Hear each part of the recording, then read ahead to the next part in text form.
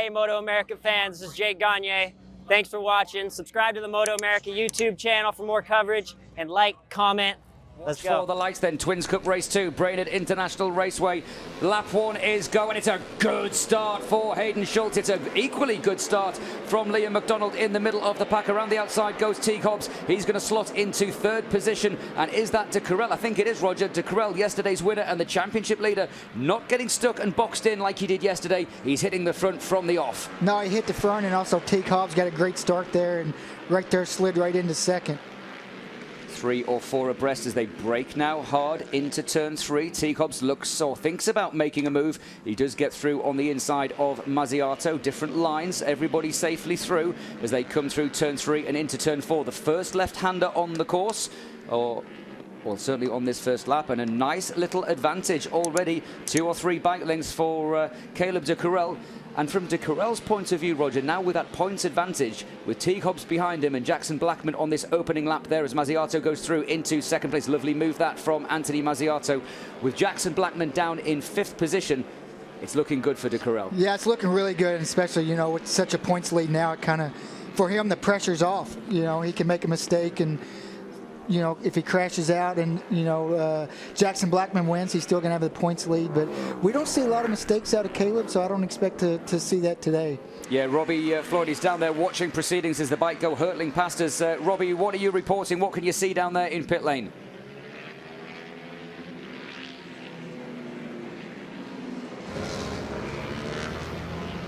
I'm looking at a pass by Hayden Schultz on Caleb De Carrel, and after talking to both of these guys yesterday, when I was talking to Hayden, you know, he had an opportunity to make it on top of the podium and that debut for Yamaha, but I think he felt like 4th was better yesterday. He could maybe push a little harder today, get more used to that bike, and I think that's what we're seeing out of him here. Now you're seeing Teague Hobbs move up into 2nd, and that's the one guy that I think Caleb De Carrel didn't want to mess with early on, because as Caleb told me, Teague is going to race with you. When he's up there, I don't want to be going back and forth with him. As Anthony Mazziato moves up to the front now, that's a guy who was out in front and looked to be checking away yesterday. I went to the team automatic and I said, hey, did you do any changes between yesterday and today? They said, yes. We lost our tire pretty early on yesterday. We're going to a harder rear tire, and we'll see if that works out, because right now he wants to lead. De Carrel back there watching things go down in 4th. It's not bothering him at all, but these are the guys that he knew he'd be racing with. Now it's going to be time to get racing. And the last lap, Teague Hobbs had 0.6. This lap, these guys have closed the gap right up to, it was 0.2 at the stripe, now headed into turn 3. It's at 0 as Caleb takes the lead. Yeah, Caleb De Carrel bounces his way into turn 3. We saw a pit board going out to Mazziato, who was in 4th place, that said plus 7.6. I think it said, or maybe 6.7 on the pit board. So Mazziato is aware that there's nobody behind him. How important as well is that as a rider? He can sit there knowing there's 4 laps to go. He knows that it's just these 3 guys that he's got to fight with. He's not going to suddenly get a lunge from Chris Parrish, who is now 9.6 seconds behind them. So it's one of these 4 riders potentially to win this race. Yeah, and they seem like they're kind of losing touch a little bit to this group. I'm not sure what tires these guys are on, but Anthony Mazziato being on a harder tire than he was yesterday, his grip should be better toward the end of the race.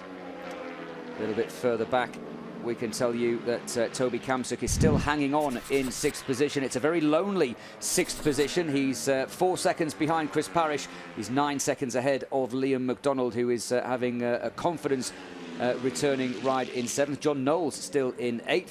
Darren James has just made his way up into the top 10 as Teague Hobbs, and oh, that was almost elbow to elbow there. Hayden Schultz also getting a little bit twitchy. Mazziato now just a handful of corners away from taking what will be a very emotional win for this young man. He wears his heart on his sleeve. He comes into the carousel. There's all kinds of action going on behind. I got a flash of orange and blue, and Caleb De Carrel needs to be careful here, because he has got a big number 79 right behind him through the chicane. The 227 of Edwin Cosme is about to get lapped as they come through. Oh, and Mazziato makes a move and sits up Cosme, and that could have been a disaster. He took a big risk. Mazziato is now just 2 corners away from his first ever MotoAmerica race. No out of the seat moment today. Into the final corner, and finally Anthony Mazziato wins in MotoAmerica. The Twins Cup race number 2 victory goes to the 516, and finally he does it. He punches the air. Caleb Caleb de Carrel finishes in second place to extend his championship lead by another 20 points. Teague Hobbs gets another podium, Schultz another fourth.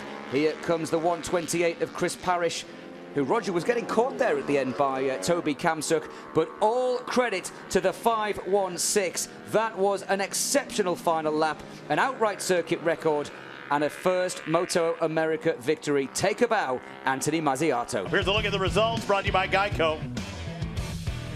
It's the Aprilia 1-2. Teague Hobbs, that bike that's won the championship the past 2 years in the Twins Cup, in third. Hayden Schultz on that brand new bike in fourth. Chris Parrish, a lonely ride, although Toby Kamsuk was closing in on him there at the end within a second. Liam McDonald, his best finish, I believe, in Twins Cup here in MotoAmerica. John Knowles, another strong finish, and Darren James